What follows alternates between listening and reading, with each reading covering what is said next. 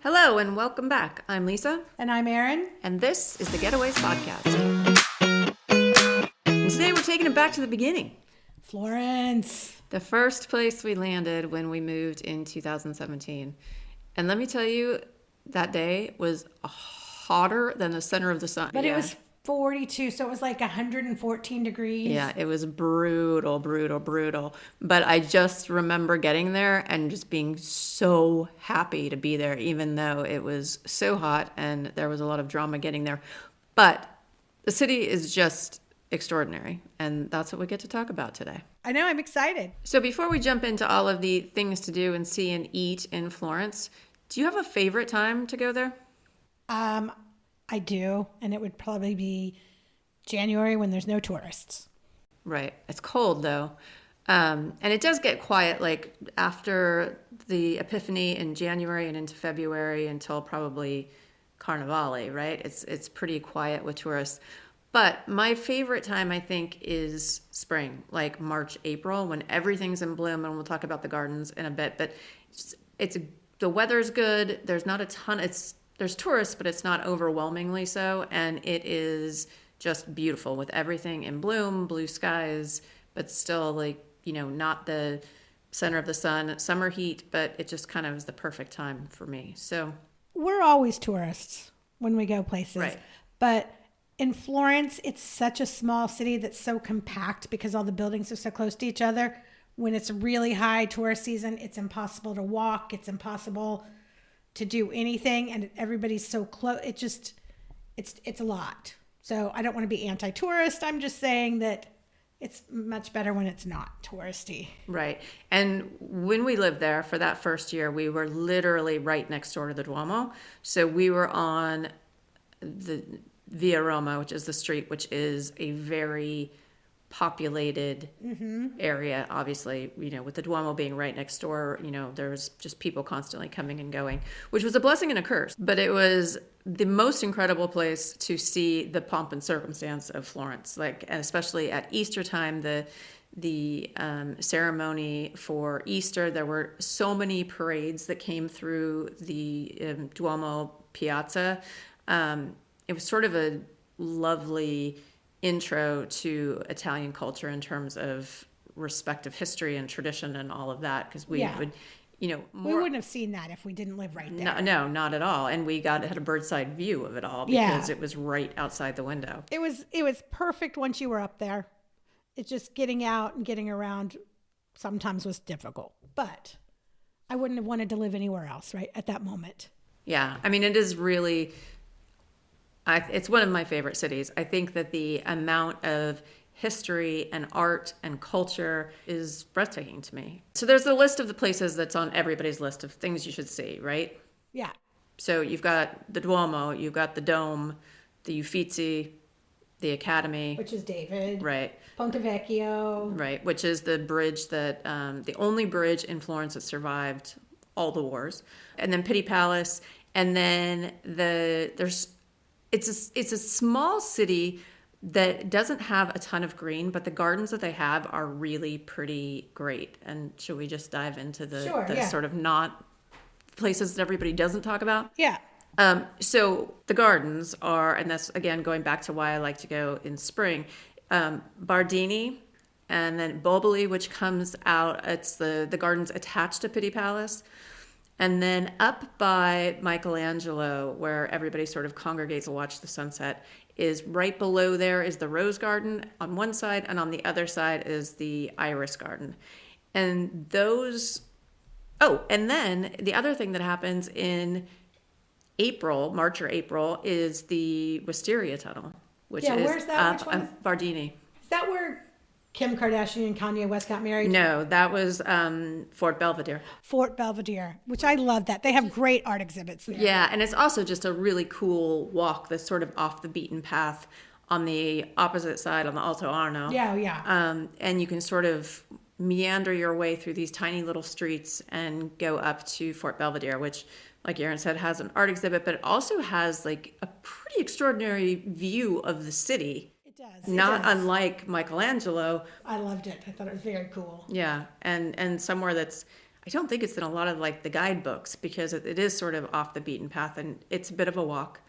But you can connect that to the Boboli Gardens. Yeah, you got to walk through the streets Yeah, a little bit, yeah. but yeah, no, they're all very close together. I mean, even getting from there to like the Rose and Iris Garden, it's not far. yeah. It's just meandering. Yeah. You know, it's what I love best about Florence is walking on those tiny little streets and sort of getting lost and seeing where they lead you.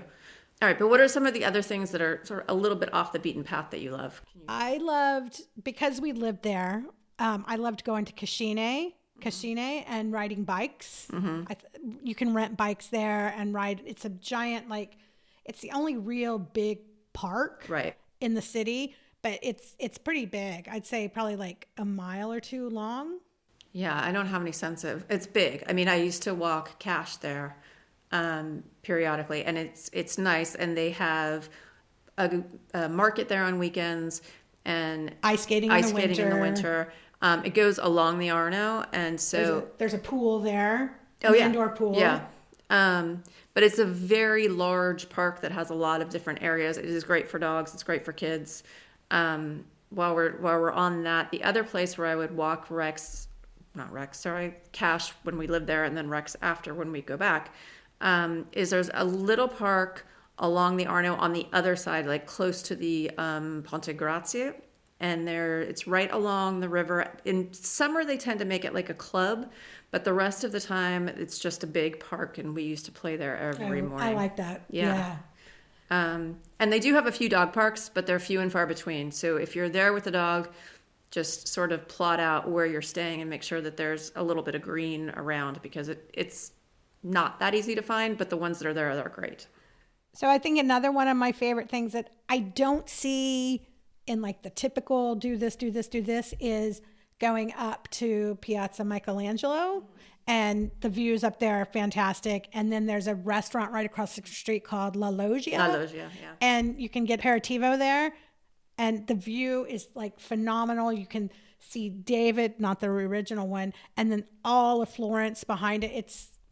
It's we take everybody there when we were living there. Yeah. Well, and it's also just like the quintessential picture of Florence, because you've got the David, you've got the rooftops of all of Florence, and it's just pretty amazing. I'll put all the stuff up on the website. Yeah. Okay. I think you know what one of my top things is. All right, let's hear it. I know what it is. The Medici Chapel, which is a tiny little chapel on the backside of San Lorenzo. And it is, I mean, it's crazy. When you walk in, you go into the crypt, and there's tons of relics and interesting things to see. But then when you go up to the first level and you walk into the actual chapel, it is mind blowing. Like, it is I don't even know how many stories tall, but it's just a clean view. It's got art everywhere. It's marble everywhere. It's just breathtaking. And so there's that main chapel, and then there's other rooms. There's the room that Michelangelo was imprisoned in. One of the times is there. The other one is in the Church of the San Lorenzo on the other side. And there's like his drawings on the wall. Yeah. No, it's crazy. And there's Pope Leo's. I'm gonna make a lot of Catholics mad because I don't know the word, but the hat that the Pope wore is in there. It's just, it doesn't take a ton of time. You could probably do it in an hour or two for sure. But I think it's definitely worth your time. In talking about that too, one thing that I want to say before I forget is Florence is the place where you buy front of the line tickets. Oh, and buy tickets because things sell out months in advance. You have to plan. You have to plan, and you want front of the line, because if not, even if you have tickets, you could be standing in line for a couple hours. Yeah. And like, for example, at the Academy where David is, I mean, you could stand out on the street in front of it, no matter what the weather is, with tickets 4 hours, or walk in within 15. Yeah. But I'm not kidding. Plan at least a month to a month and a half ahead and get those tickets, because they sell out. Yeah. Okay, so I love both the Medici Chapel and San Lorenzo. it's small and it sounds weird, but the Gucci Garden is really cool. And it will, again, only take you about an hour. It's not expensive at all. What is No, it, it's like 15? I thought it was like 4. Oh, maybe I will have to look it up. But not expensive. You don't need a reservation there, or at least we never No, have. you don't. I took my nephew and his fiance at the time there, honestly, mostly because the weather was bad and we needed somewhere to hang out. And I didn't really know how they would feel about it. And we all enjoyed it so much more than we were expecting. And we're not like super high fashion people, but it's really interesting to see the perspective of which things came about. And just the exhibits are super artistic and interesting. I mean, Yeah. it's really nicely done. I agree. Dylan liked it. Yeah, he did. He liked it a lot, didn't he? I thought he did. When I went the first time, right after it opened, I thought the exhibits were crazy. Like it had all the video stuff. Did you see that when you went? No, I think everything was different when I was there. But I mean, I was really I impressed like with it. There was a lot more going on the first time I went. Yeah. I felt like so. Yeah, this last time in December when we were there, it definitely wasn't as impressive as the first time, but I think it's still worth a visit. And they change it out, periodically. So it could be even better than the time we saw it when you're there. Okay, so there's also a museum between Via Roma and I don't know how to pronounce the street. We just call it the Rich Street because it's where all the like high-end designer stores are. But it's called Strozzi, and it has more modern art. And I don't mean modern art like Jackson Pollock. I mean more contemporary art. Well, and a little bit interactive. Like we did an exhibit. They switched them out periodically, but where it was asking the question of if plants are affected by emotion. And so we came in and they gave us these little plants and we went around and we watched a horror movie, a comedy, like little pieces of a horror movie, comedy movie, and a drama.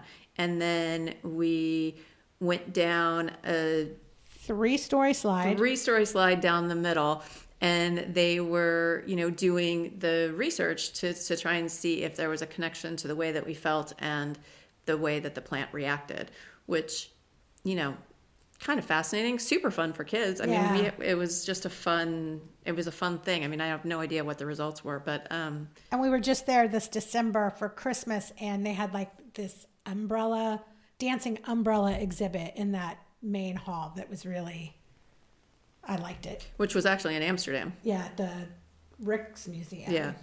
So, and then there's also the Palazzo Vecchio. And Palazzo Vecchio has a really kind of interesting collection of different parts and history of Florence and of a little bit of Tuscany in general. It's the palace. Right. But one of my favorite things was there was a map room.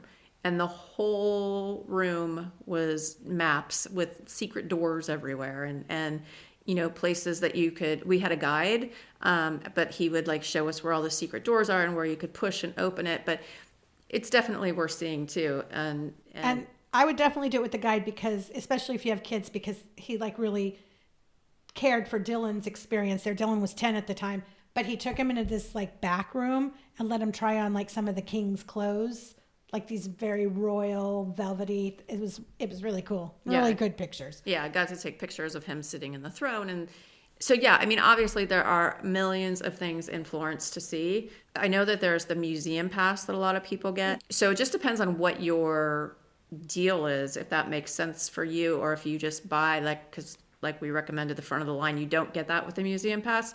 So I think you just kind of have to figure out what you're looking for, what time of year you're there, and how many museums you're going to go to. We should also talk about the Uffizi. The first time we went, we did a kids scavenger hunt. Oh yeah. So if you're going with kids, we started when Dylan was 7. Yeah. And then we moved there when he was 9. And then until 10. And then we've gone back as he's a teenager, and that's a whole different story. But we did a tour in the Uffizi. It was a scavenger hunt, a self-guided scavenger hunt. Mm-hmm. It was very fun while we were there. Some other things that I think are interesting with small kids is climbing to the top at the Duomo. And you get a really good view, and it wears them out. And then when you come down, there's a gelato place right there called Eduardo's, and it's organic gelato, but it's literally in my opinion, the best gelato in town. There is a new thing to do in Florence that we have actually not done, and it is the Vasari corridor. So it starts at the Palazzo Vecchio, and it goes all the way to Pitti Palace, and it's up, elevated, so it goes up over the river, up on Ponte Vecchio, and you wouldn't know it was there unless you knew it was there.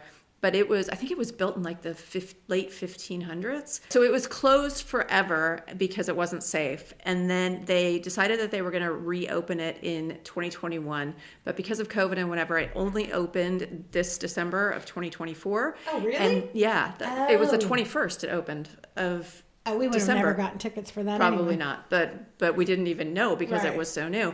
And they've lined it with the self-portraits of the people that have been in the palace and other art. So it's a whole new exhibit. I don't know how hard it is to get tickets at this point because I'm actually not sure how many people really know about it, but it's something that I was tracking when we lived there because it was supposed to be opening and be really cool, and then obviously it got postponed. But Vasari Corridor, check it out. Oh, definitely check it out. And so back to with the kids, there's also Galileo Museum, which is pretty interactive.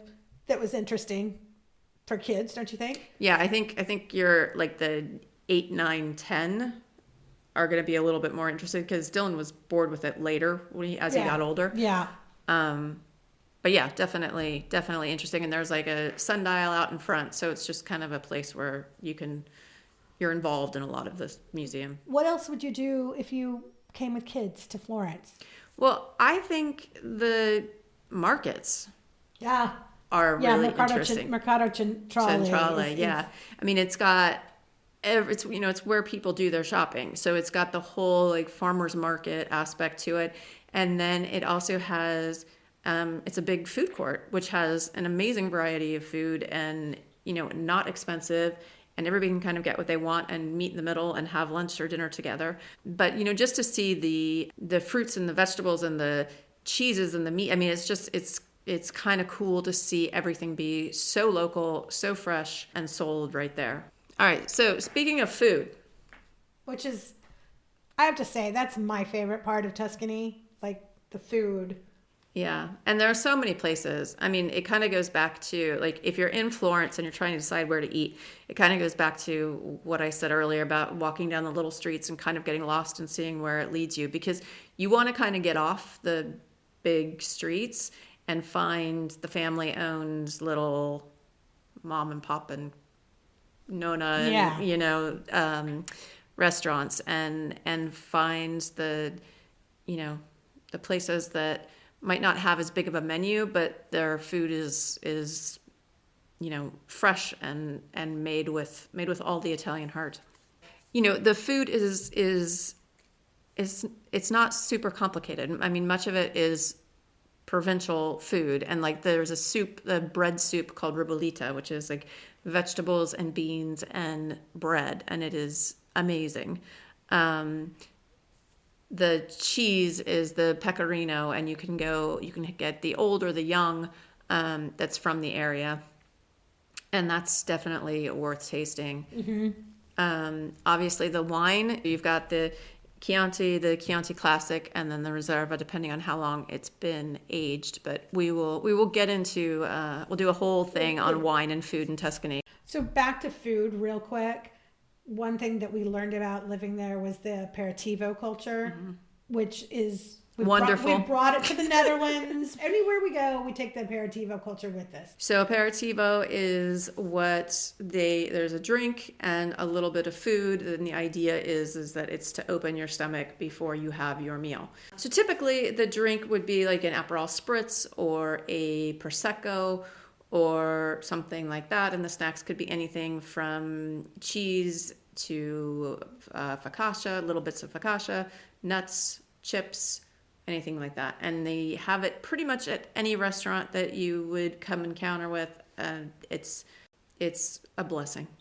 I think that I can officially say that Florence is a place that nobody should miss. It's something that everybody should see. I mean, I remember walking down the streets and just looking down thinking, oh my gosh, like Michelangelo could have walked right here. Like, it's bananas to think about how much history and culture and art and life has walked through those same cobblestone roads. Like it's really kind of crazy. So if you didn't get it by now, we are saying go to Florence. Florence is you can't lose going to Florence. It's You cannot. fantastic. And speaking of that, it is January, and we are already thinking about our summer vacation. So if you guys have any suggestions of European beaches that you've been to that you love or that you would like us to cover, You can send me an email at Erin, ERIN, at thegetaways with a Z at the end instead of a S.com. all right. And I'm going to post a bunch of restaurants and all the information that we put out today on the podcast on the website, which is www.thegetaways.com. All right. Well, thanks for listening. Yeah, and thank you. We will see you next time. Bye. Bye.